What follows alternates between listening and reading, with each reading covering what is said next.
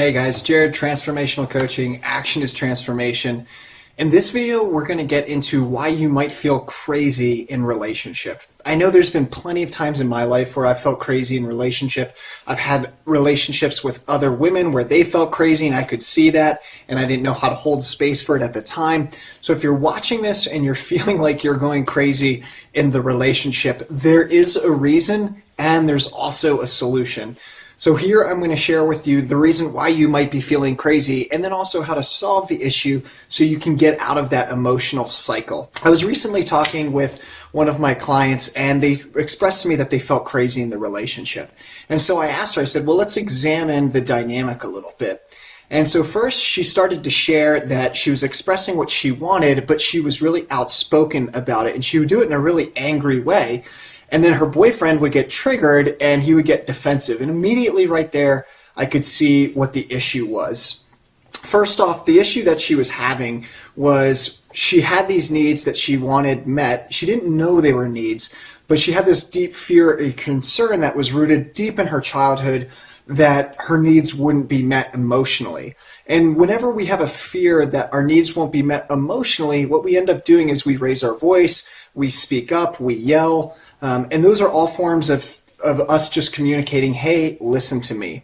Now, here's what happens. When we don't have the belief that our needs are going to be met because of some past experience in childhood where our emotional needs weren't met, when we speak up and we ask for what we want and we do it in an abrasive way, what most people end up doing is they shut down. And that's exactly what was happening with her boyfriend. So she would speak up, ask for her needs, but she would do it in a way that the boyfriend perceived her as being critical of him. And so whenever naturally human beings feel like they're being criticized, what do? They close down. So she would express her needs, but she would do it in a way that seemed to be critical of the person that she loved. Her boyfriend, we'll call him Jack in this situation, would shut down. Then Jack would shut down emotionally. She would feel that shut down. And then she would, because she felt the emotional disconnection, she would get worried and get triggered about the relationship not potentially working. So then she would push even harder and harder and harder until Jack then was like, you're crazy. I'm out.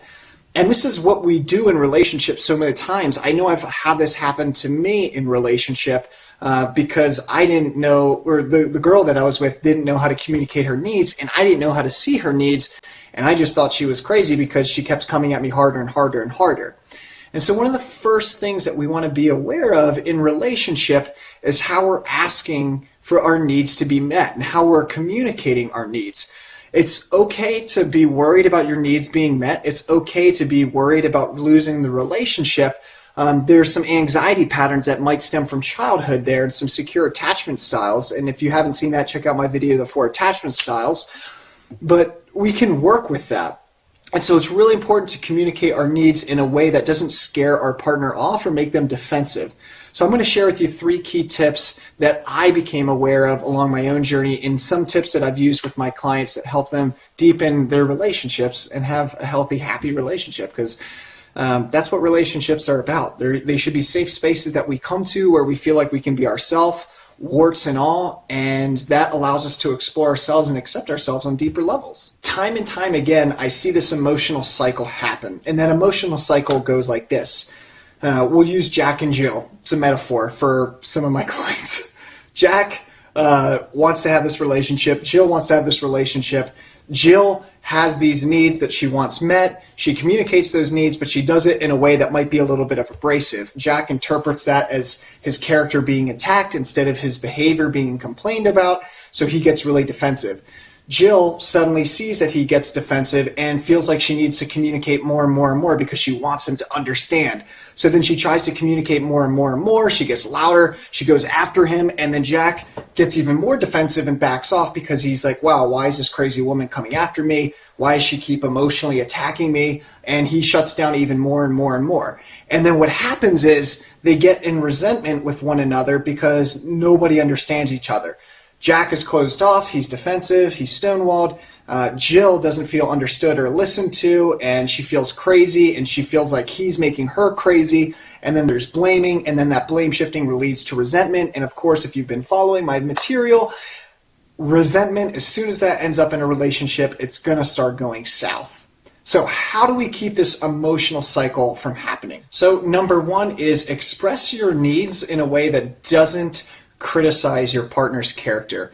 Anytime that we find ourselves getting angry or upset, it's because we don't have a need that is being met. And anytime that we don't have a need that's not being met, we want to raise our voice. That's what raising our voice and getting angry is about. I promise you, if you look at any time that you get upset or angry, it's because you're not having a need that's being met in that moment. And then what happens naturally is you start speaking louder and louder to have that need met.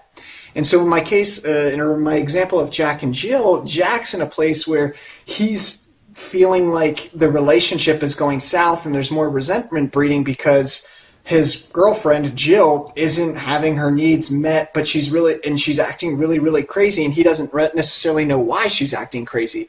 But the reality of it is he might just not be seeing Jill's underlying need in the relationship, and he might not be meeting that underlying need that Jill has. So how do you get around this? Well, the first thing is to communicate your needs in a way that doesn't criticize your partner's character. And I'll give you a perfect example of this. Instead of saying, Jack, you're always shutting down and I feel like you never listen to me. Why do you do this? That's an attack. It's easily interpreted as an attack. Whereas a better way to communicate it would be, Jack, I know you don't understand me right now. I don't feel understood. It's incredibly frustrating for me not to feel understood. I really need you to connect with me and hear with me. Is that something that are you capable of doing that? Now that's a lot, and especially when we're in a heated moment, that may or may not be realistic. However, if you are in a heated moment, the best thing that you can do is ask for some time off. Tell your partner, hey, I want to back off a little bit. I love you. I still care for the relationship. I just need some time off so I can understand my own thinking and then come back and reconnect. Is that possible? That's emotional intelligence. And your partner, they'll be able to respect that if you ask for that space in a respectable way and let them know that the relationship isn't in jeopardy. What I see a lot of the times in relationships is someone will feel like they'll have an anxious attachment style and they'll be afraid to communicate what it is that they really need, and and because of that fear of being able to communicate what it is that they really need, they'll start trying to latch on to their partner even more, and they won't want to get any space from it when space is exactly what we need in relationships sometimes. Space is officially the sixth love language, and space allows us to understand what we're really thinking and allows us to come back to the relationship with fresh eyes. But if we have an anxious attachment style, then we might be scared to communicate what it is that we really need, or to take a break from the relationship temporarily in order to repair it, because we don't want to lose it. And that's what I see a lot of the times play out between men and women, more so women than men, but I see men with anxious attachment styles as well. There's a break or a chasm in the relationship, and all of a sudden one partner wants to make it right and correct it and fix it right away. Am I acting crazy? And then they feel crazy because they are acting crazy because they want the relationship and they really care about it. So it's really important to express your needs in a way that doesn't criticize your partner's character. And so you feel it's important to communicate what it is that you need without criticizing them. If you criticize them, then they're going to get defensive and they're going to pull back. And then when they pull back, you're going to feel that pullback. And then if you have an anxious attachment style, which is usually what happens, you're going to want to cling even more, and then they'll start to perceive you as crazy. Number 2, make rules for arguing. I know this sounds ridiculous, but the reality of it is human relationship can be confusing. It can be overwhelming, but it's also a great ground to learn more about who we truly are. Most of us don't feel comfortable sharing our shadows and the bad or the quote-unquote ugly parts of ourselves with another human being, because those parts of us we don't accept within us. We have shame, we have guilt, we think we shouldn't think or feel a certain way. And so what we try to do in relationships is hide that from our partner. Inevitably, those shadow aspects of us will come out and will play out in the relationship. And the best thing that we can do as partners, if we want to have and build a sustainable, healthy relationship, is allow room for our partner's craziness. Allow room for your own craziness. When we allow room for our own craziness to come out and we don't judge it, we feel safe to be who we truly are. And when we feel safe to be who we truly are, we come to love the person who gives us space to be who we truly are. I was just talking with one of my clients the other day, and I could see that they're beating themselves up because they had this dark shadow part aspect of them. And I said, you just don't accept that shadow aspect of yourself yet. What would it look like to be okay with that shadow aspect of you? Can you accept it? Can you give it love?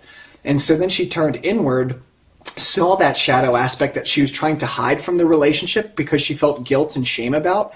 And guilt and shame, that emotion is the emotion that protects and covers, and it keeps us from expressing who we truly are, or expressing those, or sharing those parts of us that we might see as dark. Once she saw that and she allowed that into the relationship, and she asked for her partner to support her in allowing that dark aspect to play out, the relationship was so much healthier. She felt safe. She felt secure. She didn't feel like she had to be this person who she wasn't.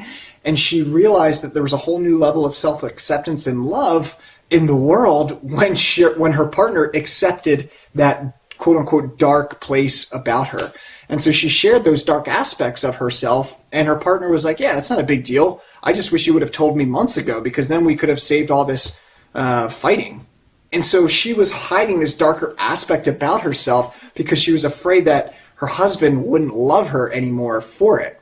But he actually ended up loving her more when she shared that with him, because he felt like she was sharing the whole of who she was, and he felt like she was being more honest with him, which actually deepened the connection. So it's important to give our partners safe space to explore their shadow aspects and allow their shadow aspects to come out. And I know it's hard to give them grace and maybe love and acceptance when they're expressing negativity, but if you don't take it personal in that moment when they're expressing their shadow and negativity, and you can make a joke out of it, or you just say, oh, I love this aspect of you, or this part of you, this is so great, and you just accept it, what will happen is in that moment, you'll transmute that darkness or the shadow that they're trying to play out on you, and it'll actually turn out to light, and they'll be on your side. So the best thing that you can do is not criticize your partner's shadow, not close up or get defensive when they express it.